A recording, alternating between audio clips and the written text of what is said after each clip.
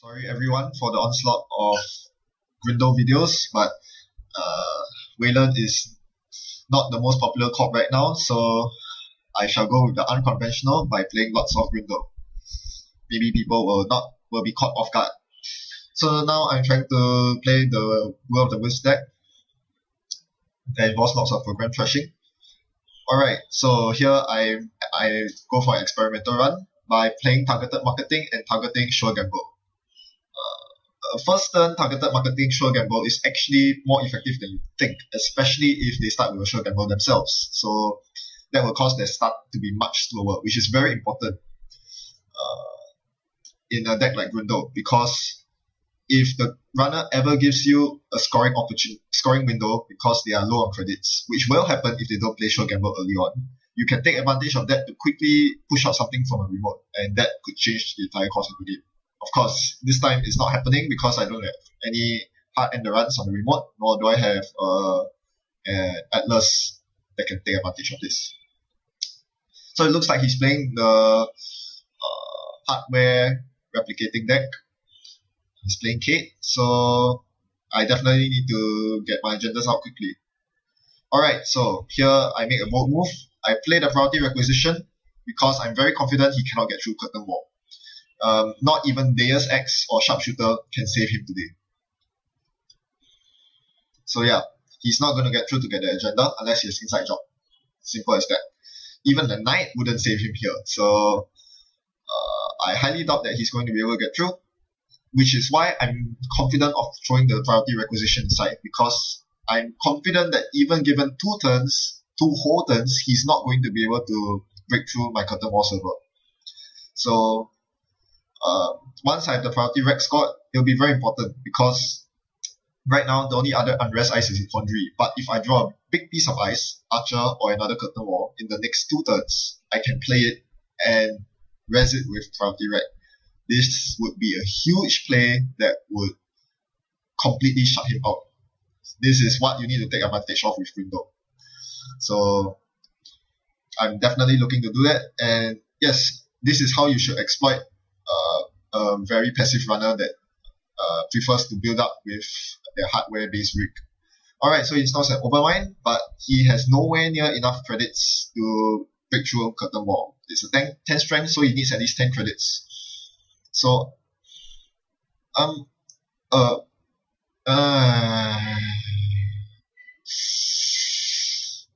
you know, if I were in his shoes, I wouldn't have done that, because what if that face down card was a corporate troubleshooter or Jackson?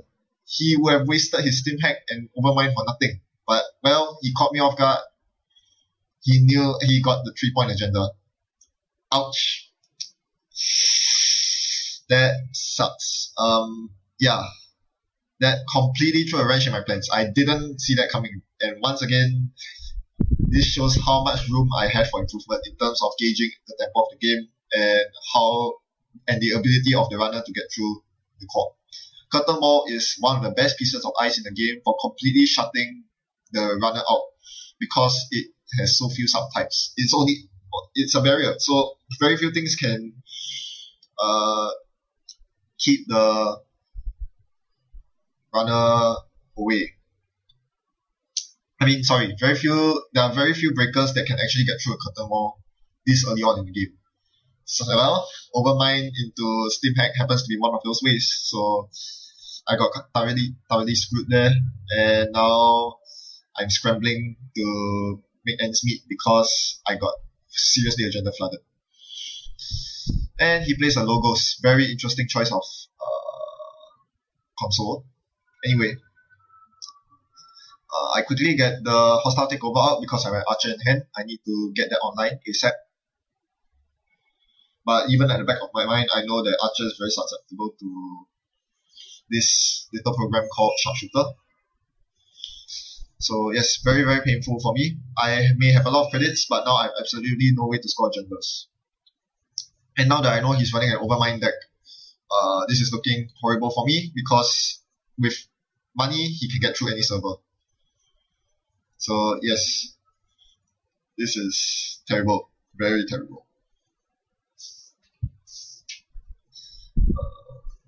Yep, I play the corporate troubleshooter on the remote with Archer in it. I know that the only way I'm going to win this game is to get 7 agenda points, so I need to get a remote setup. So thankfully he doesn't seem to care too much about running my centrals right now. Well, as soon as I say that, he runs HQ, he's going to steal my government contracts. Wait, he hits the corporate troubleshooter. That means, I'm not sure if I did have a corporate troubleshooter in that remote. Well, I don't know. Alright, so yes, now he's pretty much at match point. If he steals that government contracts from my HQ, I'm toast.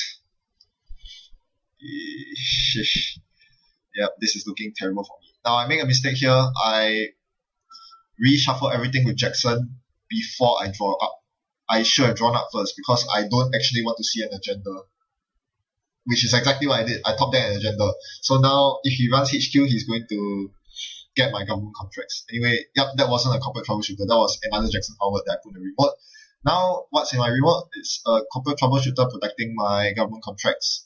Since I'm way ahead of him in credits, I don't have to worry so much. I know that he won't be able to get through the server. If he attempts to sharpshoot or anything, my corporate troubleshooter will deal with him very easily and dispatch his whatever programs he might have on board.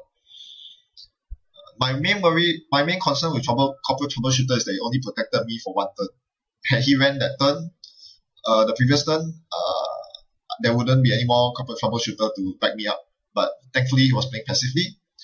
So, yep, that's very good for me. But now I'm more concerned about R&D digging. I'm pretty sure he's going to get into R&D next turn. And I know that my remote is completely safe because I have way more credits than him. So I decide to ice up R&D instead and put a Will of the Wisp there. So if he attempts to run through R&D, he will get to see a lot of cards. Maybe he will win the game. But if he doesn't, he's going to lose his breaker. That is what I'm aiming for.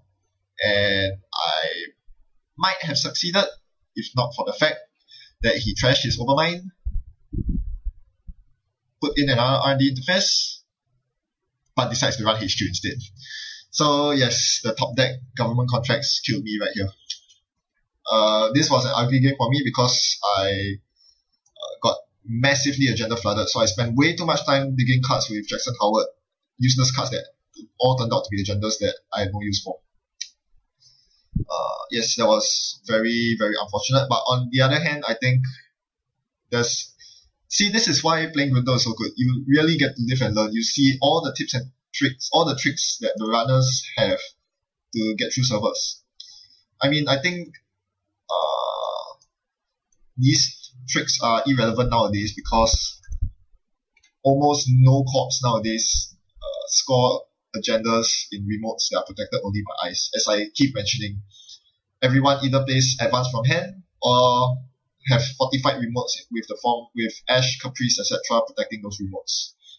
No longer do you play the standard Wayland style where you only have an agenda in the remote and then a couple of ice protecting it. That just doesn't cut it today. But well, I challenged that. I bring myself that challenge, and now I'm seeing more and more how the various ways in which runners can get through servers in a pinch.